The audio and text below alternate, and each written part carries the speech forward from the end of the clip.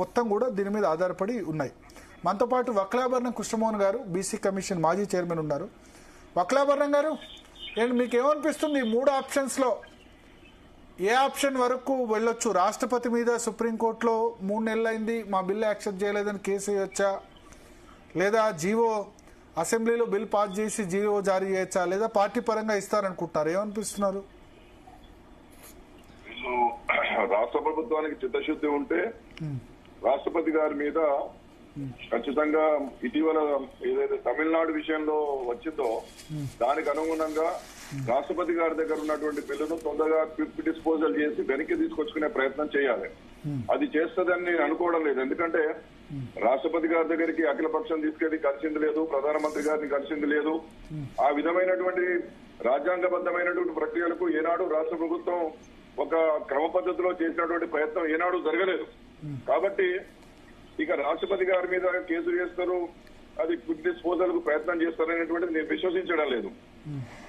వీళ్ళు సర్వే చేసినప్పటి నుంచి మొదటి నుండి కూడా ఒకటే విధమైనటువంటి పద్ధతిలో ఉన్నారు. మేము చాలా స్పష్టంగా చెప్పాం, మీరు ఇక్కడ ఏనాడైతే ఇక్కడ బిల్లులు పెట్టారో గవర్నర్ గారికి పంపించి దాన్ని చట్టం చేసి ఆ చట్టాన్ని అమలు చేస్తూ ఎన్నికలకు పోయేటటువంటి అవకాశం మీకుంటుందని చెబితే, ఆ విధంగా కాకుండా 200 కింద రిజర్వ్ చేసి రాష్ట్రపతి గారి ఆమోదం కొరకు పంపించారు.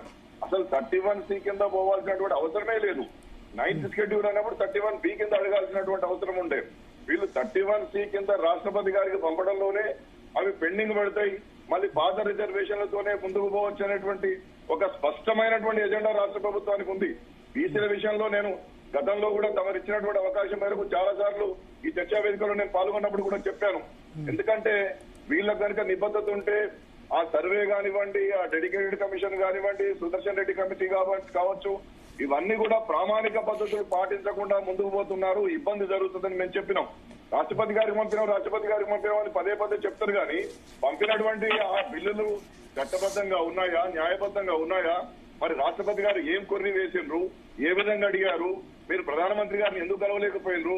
మరి ప్రధానమంత్రి గారిని కలిసినప్పుడు రాష్ట్రపతి గారి దగ్గర బిల్లులున్నాయి, దయచేసి మీ కౌన్సిల్ ఆఫ్ మినిస్టర్స్ నుండి కేబినెట్ ఒక సూచన చేయండి, రాష్ట్రపతి గారు తొందరగా బిల్స్ క్లియర్ చేసినట్టు అని చెప్పి ఏనాడని అడిగినట్టు మనం పత్రికల్లో కానీ ఎక్కడైనా చూసామా?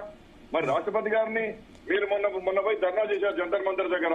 ధర్నా చేసినప్పుడు మాకు రాష్ట్రపతి గారు అనుమతి ఇవ్వలేదు కలవడానికి అంటున్నారు, కానీ అసలు అనుమతి తీసుకొని ఎందుకు పోలేదు మీరు?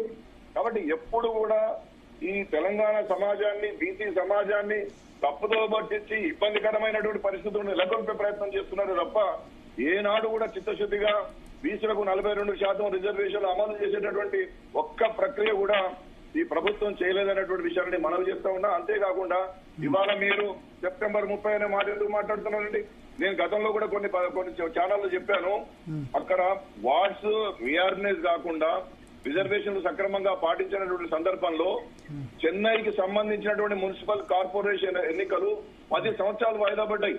ఆ విధంగానే అక్కడ 4 సంవత్సరాలు స్థానిక సంస్థల ఎన్నికలు వాయిదా పడ్డాయి.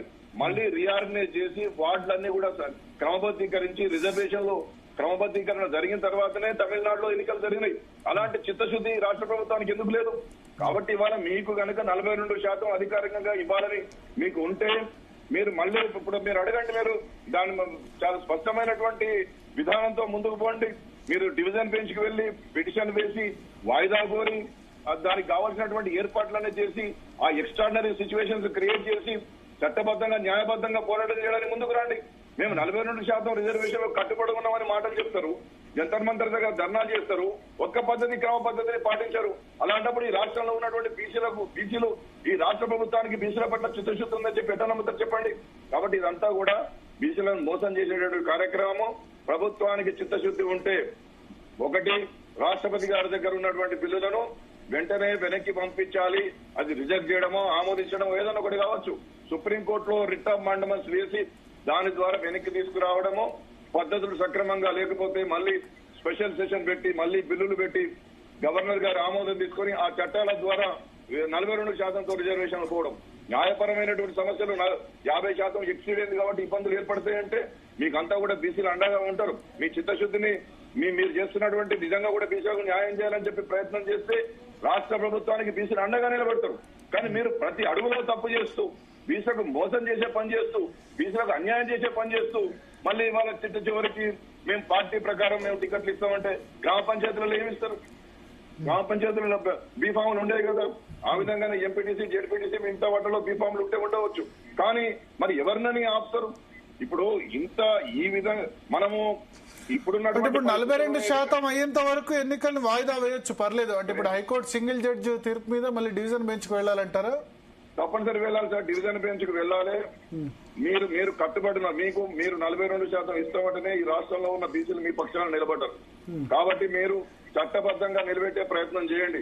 నేను గతంలో కూడా చెప్పాను, అంబాశంకర్ అనేటువంటి కమిషన్ వేసి 2 సంవత్సరాలు వారు పెద్ద ఎత్తున పనిచేసిన తర్వాత 69% తమిళనాడులో నిలబెట్టుకోగలిగిన విద్యా ఉద్యోగ రంగంలో మీరెందుకు నిలబెట్టుకోలేరు? మీరు చట్టబద్ధమైనటువంటి కమిషన్లు ఎందుకు లేరు? మీరు రేపు న్యాయస్థానంలో నిలబడేటటువంటి డాటాను శాస్త్రీయంగా ఎందుకు సేకరించరు?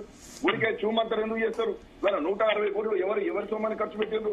160 కోట్లు ఈ రాష్ట్ర ప్రజల ప్రజాధనాన్ని అంతా వృధా చేసేటటువంటి అధికారం మీకు ఏమిచ్చారు? కాబట్టి ఇవాళ రాష్ట్ర ప్రభుత్వానికి బీసీల పట్ల చిత్తశుద్ధి ఉంటే వాళ్ళను రాజకీయంగా సముచితమైనటువంటి రాజకీయ ప్రాతినిధ్యం కల్పించాలనేటువంటి ఒక ఆలోచన కనుక రాష్ట్ర ప్రభుత్వానికి ఉంటే డివిజన్ బెంచ్కి పోయి వెంటనే పోస్ట్పోన్మెంట్ తీసుకొని మళ్ళీ ఎక్కడైనా లోపాలుంటే ఆ లోపాలను సరిదిద్ది చట్టబద్ధంగా ముందుకు పోతే ఈ రాష్ట్రంలో 42% రిజర్వేషన్లు సాధించడం అసాధ్యము కాదు. పక్క రాష్ట్రంలో విద్యా ఉద్యోగ రంగంలో 69% సాధ్యమైనప్పుడు ఇవాళ తొలిసారిగా రాజకీయ రంగంలో మీరు 42% అమలు చేయడం ఎందుకు సాధ్యం కాదు? సాధ్యమవుతుంది. కొట్లాడాలి, పోరాటం చేయాలి. పక్కన తమిళనాడులో 10 ఏళ్లు అక్కడ మున్సిపల్ ఎలక్షన్లు ఆగిపోయినాయి, 4 ఏళ్లు గ్రామ పంచాయతీ ఎలక్షన్లు ఆగిపోయినాయి. మీరు ఆదరాబాదలుగా సెప్టెంబర్ 30 అనేటువంటి పూచి చూపించి ఎన్నికలకు పోయి పని ఖాళీ చేసుకుందామంటే ఎట్లా? కాబట్టి ఇది మంచి పద్ధతి కాదు. గ్రామ పంచాయతీల్లో మీరు బీఫాములు లేవు కాబట్టి బీఫాములు మీరు ఇవ్వలేరు. పార్టీ ప్రకారం మీరు ఎవరికి న్యాయం చేయలేరు.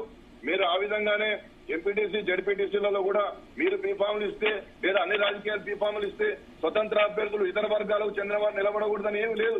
ఒకవేళ నిలబడితే ఎలక్షన్ కమిషనే ప్రొటెక్షన్ ఇచ్చి వాళ్ళతో నామినేషన్ ఇస్తుంది. ఎందుకంటే అవి చట్టబద్ధమైనవి కాదు కాబట్టి. ఇలాంటి ఆలోచనలను పక్కన పెట్టి మీరు అనవసరంగా బీసీలను మోసం చేసేటటువంటి మాయమాటలను పక్కన పెట్టి డివిజన్ బెంచ్కి పోయి మీరు ఇక్కడ పోస్ట్పోన్మెంట్ కోరాలి. ఆ విధంగానే రాష్ట్రపతి గారి దగ్గర ఉన్నటువంటి బిల్లులు వెనక్కి తీసుకురావాలి. మళ్ళీ ప్రత్యేకమైనటువంటి కమిషన్లు, డెడికేటెడ్ కమిషన్ వేసి కమిషనే స్వతంత్రంగా ఇచ్చినటువంటి నివేదిక మాత్రమే చెల్లుబాటు అవుతుంది. భూసాని వెంకటేశ్వరరావు గారు ఇచ్చినటువంటి నివేదిక, ప్రభుత్వం ఇచ్చినటువంటి లెక్కల ప్రకారం ఏది కూడా చేయకుండా అప్పటికప్పుడు నెల రోజుల్లో ఇచ్చినటువంటి నివేదిక. సుదర్శన్ రెడ్డి గారి కమిటీ అది చట్టబద్ధమైనటువంటి కమిషన్ కాదు. చట్టబద్ధమైనటువంటి కమిషన్ చేసినటువంటివే రేపు స్థానిక సంస్థల్లో రిజర్వేషన్లను స్థిరీకరించడానికి అవకాశం ఉంటుంది. ఇవాళ మీరు ఏం చేసినప్పటికీ సుప్రీం కోర్టు వరకు కేసు వెళ్ళినప్పుడు సుదీర్ఘంగా అక్కడ చర్చోపచర్చ జరుగుతుంది. మైక్రో లెవెల్లో, మైన్యూట్ లెవెల్లో ప్రతి పద్ధతిని కూడా వాళ్ళు పరిశీలిస్తారు. అలాంటప్పుడు మీ యొక్క ఏదైతే మీరు బీసీలకు హామీ ఇచ్చారో ఆ హామీలన్నీ కూడా ఉద్దేశపూర్వకంగా నీరుగార్చేటటువంటి ప్రయత్నాలు చేసినారు. ఇది బూటకం అనేటువంటి విషయం బయటపడుతుంది. కాబట్టి ఇవాళ గౌరవనీయులైనటువంటి రాష్ట్ర ముఖ్యమంత్రి గారికి నేను మనవి చేసేది ఏంటంటే ఇలాంటి కార్యక్రమాలు చేయకుండా మీరు చట్టబద్ధంగా ముందుకు పోండి. 42% మీకు ఇవ్వడానికి అవకాశం ఉన్నది. పక్క రాష్ట్రంలో 69% అయినప్పుడు ఇక్కడ 42% ఇవ్వడం పెద్ద అసాధ్యమైనటువంటి విషయం కాదు. శాస్త్రీయమైన పద్ధతిలో, ప్రామాణికమైన పద్ధతుల్లో, చట్టబద్ధమైనటువంటి కమిషన్లతో నిష్పక్షపాతంగా స్వతంత్రమైనటువంటి పద్ధతుల్లో సుప్రీంకోర్టు చెప్పినటువంటి మార్గదర్శకాల ప్రకారం పోతే తప్పనిసరిగా బీసీలకు 42% ఇవ్వవచ్చు అనేటువంటిది నేను సూచన చేస్తా ఉన్నాను. ఇప్పుడు రాష్ట్రపతి మీద కేసు వేస్తే అది ఇప్పట్లో తేలే అవకాశం లేదు కదా, ఎందుకంటే ప్రెసిడెన్షియల్ డిఫరెన్స్ ఉంది సుప్రీంకోర్టులో. అది ఉన్నప్పటికీ అది కాకుండా అసెంబ్లీలో బిల్ పాస్ చేసి జీవో ఇచ్చి అట్లా చేయొచ్చా? అవకాశం ఉందా? మళ్ళీ గవర్నర్ దగ్గరికి వెళ్ళాలి అసెంబ్లీలో పాస్ చేస్తే?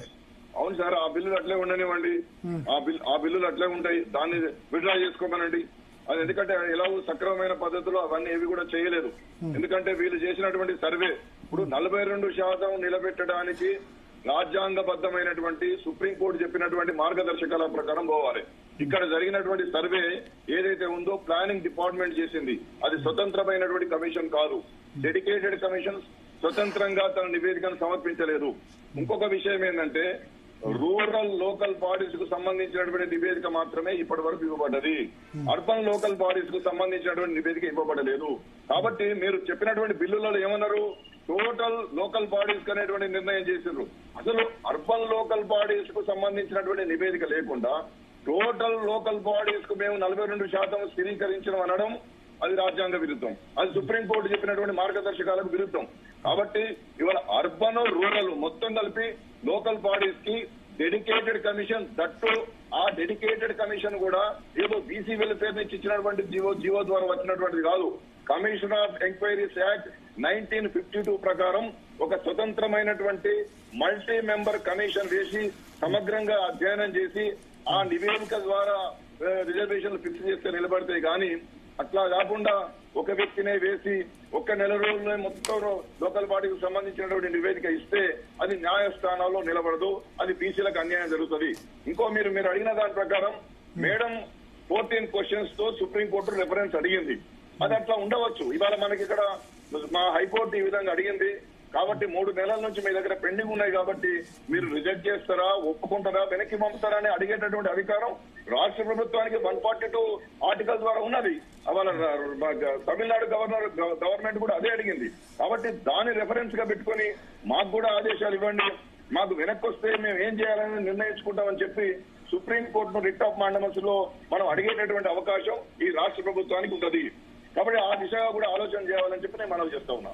ఓకే, సో ఇప్పుడు జీవో ఇచ్చి ఇంప్లిమెంట్ చేయొచ్చా? జీవో ఇచ్చి డైరెక్ట్ గా చేస్తే కోర్టులో కష్టం అంటారు. సుప్రీంకోర్టు ట్రిపుల్ టెస్ట్ కానీ ఇవన్నీ.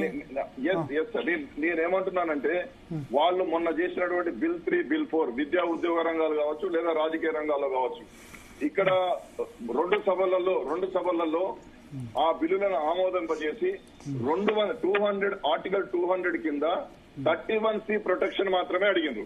ఇవాళ అది అడగాల్సినటువంటి అవసరం లేదు. మీరు ఇంతకుముందు ఇంట్రో చెప్పినట్టుగా 243D6, 243D6 ప్రకారం బీసీలకు రిజర్వేషన్లు స్థిరీకరించుకునేటటువంటి అధికారం లేదా లోకల్ బాడీస్ లో ఎస్సీ, ఎస్టీ, బీసీ అన్ని వర్గాలకు రిజర్వేషన్లు స్థిరీకరించి ఎన్నికలు జరిపేటటువంటి అధికారం రాష్ట్ర ప్రభుత్వాలకు ఉన్నది. కాబట్టి ఇవాళ మీరు స్పెషల్ సెషన్ పెట్టి ఆ బిల్స్ రాష్ట్రపతి గారి దగ్గరనే విత్డ్రా చేసుకోండి. స్పెషల్ సెషన్ పెట్టి మళ్ళీ బిల్స్ ను రెండు సభల్లో కూడా ఆమోదం చేసుకొని ఆ బిల్స్ ను గవర్నర్ గారికి పంపించి అవి ఆమోదింపబడిన తర్వాత అది చట్టం అవుతుంది. కాబట్టి ఆ చట్టం ప్రకారం మీరు ఇక్కడ ఎన్నికలు పోయేటటువంటి అవకాశం ఉన్నది.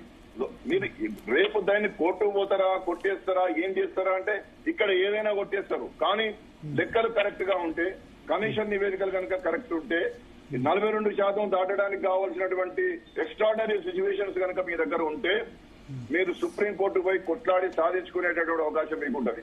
కాబట్టి మీరు చట్టబద్ధంగా, సైంటిఫిక్ గా, న్యాయబద్ధంగా కనుక మీరు మళ్ళా కూడా మొత్తం అన్ని పద్ధతులు పాటిస్తే తప్పనిసరిగా ఇక్కడ గవర్నర్ గారి దగ్గరనే చట్టం చేసుకొని ఆ చట్టం ద్వారా జీవోలు తీసుకొని మీరు ఎన్నికలకు పోయేటటువంటి అవకాశం ఉంటుంది. ఇవాళ బీసీలలో చైతన్యం పెరిగింది.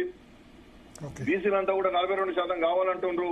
మీరు చేసినటువంటి లెక్కల ద్వారా 42% ఎవరైనా 56% ఉన్నట్టు తేలింది. కాబట్టి నాకు తెలిసి పెద్దగా ఎవరు కోర్టుకు పోయి దీన్ని ఆపించే ప్రయత్నం చేయకపోవచ్చు. చేసినప్పటికీ అన్ని కరెక్ట్ ఉంటే సుప్రీంకోర్టులో మనం సాధించుకోవచ్చు, సుప్రీంకోర్టులో కొట్టాడొచ్చు. ఎందుకంటే మనం ప్రతిదీ కూడా అక్కడ పెడతాం. మనం ఉద్దండులైనటువంటి న్యాయవాదులను పెట్టుకుని బాధిస్తాం. మనం ఎందుకంటే 42% రిజర్వేషన్లు అమలు చేయకుండా ఎన్నికలకు పోయే ప్రసక్తే లేదు అని చెప్పి వాళ్ళు 19 నెలలుగా చెప్తున్నారు. మొన్న జంతర్ మంతర్ దగ్గర కూడా చెప్పొచ్చారు. ఇవాళ మళ్ళీ మేము బీఫామ్లు మున్సిపల్, జిల్లా పరిషత్ లో బీఫామ్లు ఇస్తాం. ఇక్కడ మేము మళ్ళీ తర్వాత గ్రామ పంచాయతీలో కూడా అదే పద్ధతిలో 42% ఇస్తామని చెప్తే అది చట్టబద్ధమైంది కాదు కదా, అది బీసీలకు మోసం చేసినట్టయితుంది. కాబట్టి ఇవాళ గవర్నర్ గారికి మళ్ళీ బిల్లులు ఫ్రెష్ గా పంపించి ఆమోదం పొందినవి ఇక్కడ వారి సంతకంతో చట్టం చేసుకుని ఆ చట్టం ద్వారా జీవోలు తీసుకొచ్చి ఎన్నికలకు పోతే బీసీలంతా కూడా రాష్ట్ర ప్రభుత్వం వెంబడుంటారనేటువంటిది ముఖ్యమంత్రి గారు ఆలోచించాలి. బేషరతుకు పోవద్దు. ఇక్కడ మేము ఆల్రెడీ 160 crores ఖర్చు పెట్టినాం కాబట్టి, మేము ఏదో చేసినాం కాబట్టి, మేము అన్ని తప్పులు చేసినాం అనేటువంటి దానికి పోకుండా బీసీలకు 42% నిలబెట్టుకోవడానికి కావాల్సినటువంటి ప్రక్రియ దాన్ని ఎట్లా నిలబెట్టుకోవాలి అనేటువంటి నిబద్ధత, నిజాయితీతో ముందుకు పోతే ఈ ప్రభుత్వం చరిత్రలో మిగులుతుంది అనేటువంటి విషయాన్ని కూడా నేను సూచన చేస్తా ఉన్నా. Okay, thank you.